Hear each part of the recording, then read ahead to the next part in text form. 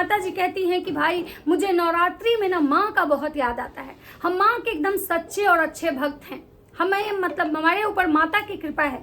हम एकदम, मेरा जो दिल है ना बहुत साफ है। हम किसी के बारे में गलत नहीं सोचते हैं, ना ही गलत बोलते हैं। अगर इनका पीछे का वीडियो उठा के देखा जाए तो ये एक दिन भी ऐसा नहीं हुआ होगा जो बद्दुआ देने में पीछे रही हैं। हर एक दिन जब भी ये आई, जब भी इनके परिवार को लेके बात हुई, ये हमेशा लोगों को बद्दुआएं दी। अपने बेटे बहू, अपने बेटी का गलती इनको कभी समझ में नहीं आया, हमेशा नीचा दिखाने की कोशिश की।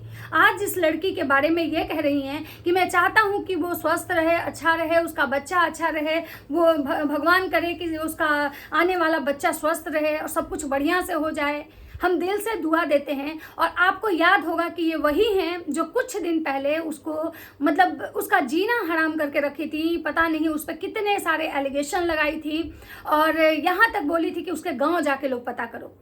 वो लड़की को पता चल चुका था कि वो प्रेग्नेंट है और वो स्ट्रेस नहीं लेना चाहती थी और उसको पता था कि ये जो परिवार है ना, अगर हम इससे उलझेंगे ना तो शायद जो हम कंसीव किए हैं, जो मेरा बेबी है ना, वो सही सलामत नहीं रहेगा। क्योंकि ये ऐसा परिवार है ना कि मुझे मतलब बर्बाद करने के लिए एड़ी चोटी का ये लोग जोड़ लगा देंगे। ये सारे झुंड में आएंगे हमसे लड़ने और इसीलिए शायद वो लड़की सरेंडर कर ली थी। सबको उस समय बहुत बुरा लगा था, सबने खूब गाली दी थी। बुली आंटी को भी गाली दिया था या फिर उनके बेटे को भी कि ये लोग ऐसे हैं वैसे हैं, अपने ही बातों से पीछे हट जाते हैं। देखिए कन्यादान वाली बेटी कितनी चालाक निकली कि भाई अपना पलड़ा झाड़ के निकल गई, दोनों को लड़वा दी। लेकिन कहीं ना कहीं वो समझ चुकी थी कि अभी अगर मेरा लड़ना मतलब जो है ना खतरे से खाली नहीं है। क्योंकि उसको कहीं ना कहीं ये एहसास तो हो चुका था कि मेरे जो कंसीविंग, मेरा जो मतलब कंसीव वाला जो बात है, ये कहीं ना कहीं इन लोग को पता चल चुका है। क्योंकि उसको ये भी पता चल चुका था उस समय तक कि मेरा घर का भेदी कौन है वो लोग जो मेरे बात राज परिवार तक पहुंचाता है। और यही कारण था कि लप्पू भैया, राजमाता, उधर हुलुलुलु यूनिवर्सिटी वाली दीदी जो है, सब ने उसके प्रेगनेंसी पे मतलब मुहर लगाया था। सबने बोला था कि भाई वो प्रेग्नेंट है, वो प्रेग्नेंट है, वो प्रेग्नेंट है, जिसको लेके इन लोगों को मतलब बहुत ये भी कि आप लोग कौन होते हैं दूसरे की प्रेगनेंसी रिवील करने वाले। लेकिन ये लोग तो भाई बहुत मतलब मास्टरमाइंड है। इनको जब पता था कि वो प्रेग्नेंट है, उसके बावजूद भी इस चीज को ये बार बार ये लोग हाईलाइट किए, बार बार उसकी प्रेगनेंसी को ये लोग रिवील किए। अब बात करते हैं कि राजमाता जो है, आज इनको बहुत ज्यादा बुरा लग रहा है कि लोग मेरे रोने का उसके मतलब प्रेगनेंसी से मतलब ये कर दे रहे हैं। लोग मतलब जो है ना मुझे कह रहे हैं कि जलन है उसके प्रेगनेंसी से। तो भाई आप बहुत दिन पूजा करती हैं और हर दिन जब आप पूजा करती थी तो आपके आंखों में आंसू नहीं आता था। आप हमेशा जब भी पूजा करती थी, जब भी भगवान के सामने बैठती थी तो आपके आंखों में आंसू नहीं आता था। आप मस्त पूजा पाठ करती थी, दिन भर आप दांत दिखाती थी। लेकिन जब से उसकी प्रेगनेंसी हुई है का पता चला है, तब से आप जब भी पूजा पाठ करने बैठती हैं रोती हैं। और आप जब रोती हैं तो ये चीजें आपको कैमरा में ही बोल रहे, आपको सच में आप माता रानी से लगाव है या सच में बहुत लोग के साथ ऐसा होता है कि जब वो मंदिर में जाते हैं पूजा पाठ करने तो ऑटोमेटिकली वो चीजें उनके आंखों से निकल जाता है। लेकिन हम कैमरे में वही चीज कैप्चर करते हैं जो हमें करना होता है। नहीं तो हम बहुत सारी चीजों को ऐसा होता है जो हम कैमरे में नहीं दिखाते हैं।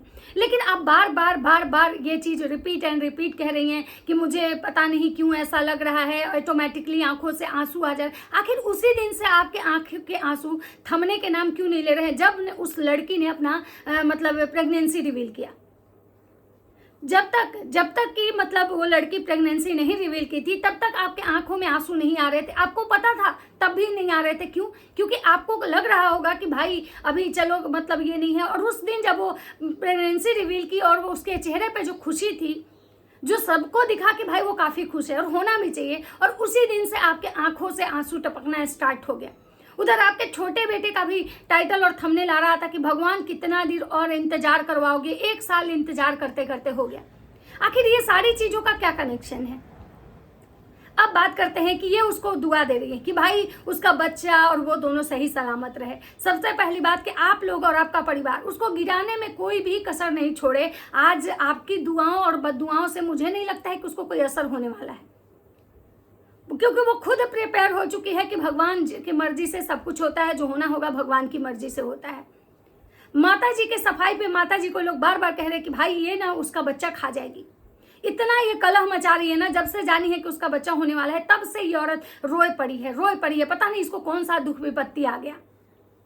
तो सबसे पहली बात कि मैं माता जी को ये कहना चाहूंगी कि अगर आप सच में आपको आपके माता जी से यानी कि दुर्गा माता से आपका कोई कनेक्शन हुआ है, आप माता के लिए रो रही हैं, माता के दरबार में जाकर रो रही हैं, तो आप ऑफ कैमरा भी चीजों को दिखा सकती हैं।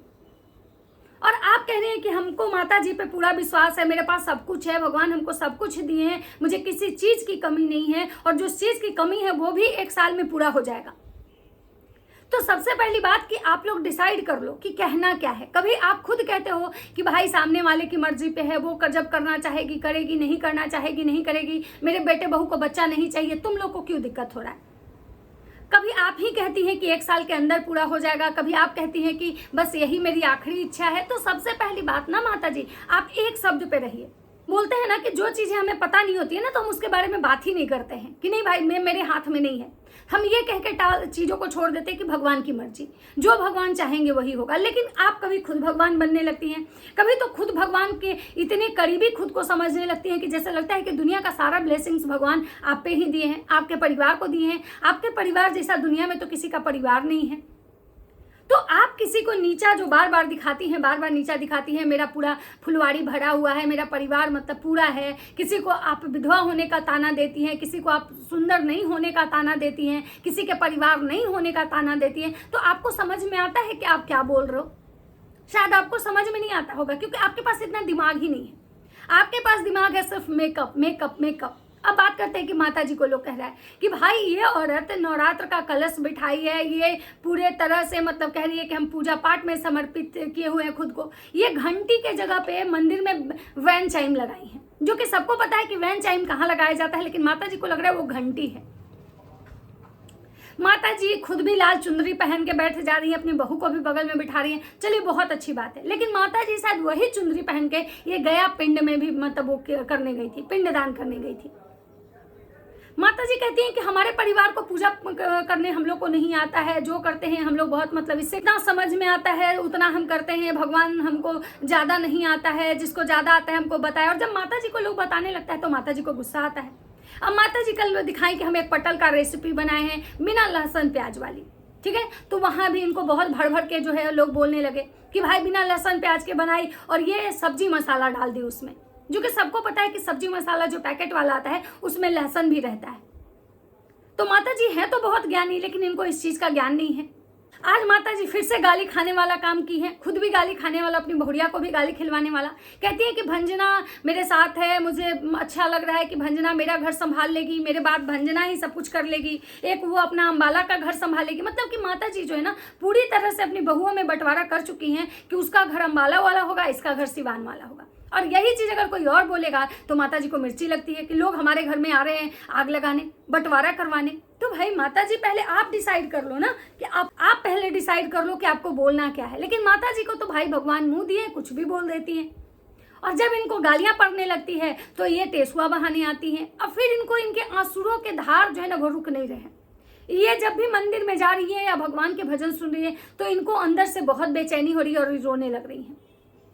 लेकिन जब आपको इतना रुलाई आ रहा है तो आप ऑफ कैमरा रो ना, तो लोग आपके बारे में मतलब कुछ नहीं बोलेंगे। आप अगर दिखावा करोगे तो लोग बोलेंगे ही बोलेंगे। अब बात करते हैं लप्पू भैया लप्पी की, कि लप्पू भैया लप्पी का कल एक लाइव आता है जिसमें पहले तो भाई उनसे लोग एक ही सवाल करते हैं कि अब बेबी प्लान करो, बेबी प्लान करो। तो भौजी कहती है हाँ सही बोल रहे हैं गाइस, आप लोग सही बोल रहे हैं, अब हमको भी लगता है कि अपने पे ध्यान देना चाहिए।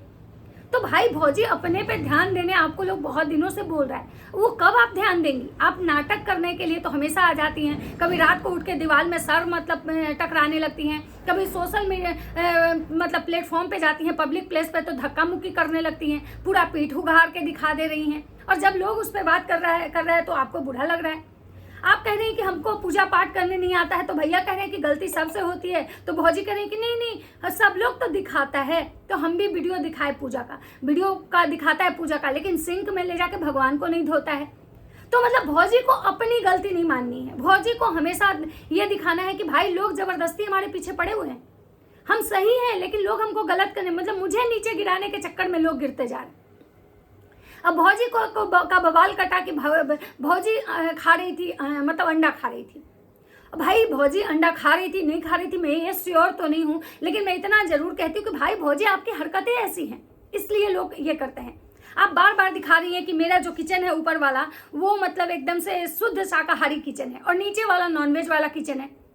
हम लोग जब पूजा पाठ का दिन चलता है तो नीचे वाले किचन में नहीं खाना बनाते हैं, लेकिन कल आप नीचे वाले किचन में ही आलू पराठे बनाए। जिस चूल्हे पे आपके यहाँ नॉनवेज बनता है उसी पे आपने कल आलू पराठा बनाया, उसी पे बना हुआ मैगी आप पूरे परिवार खाए। वही कढ़ाई, वही बर्तन, सब कुछ वही था। तो भाई लोग तो बात करेंगे ना, या तो फिर खुद को अमीर मत दिखाइए। अब बोले कि नहीं भाई, हमको जो भगवान दिए हैं, जो सामर्थ्य है मेरा, हम इसी किचन में नॉनवेज वेज हम सब खाते हैं।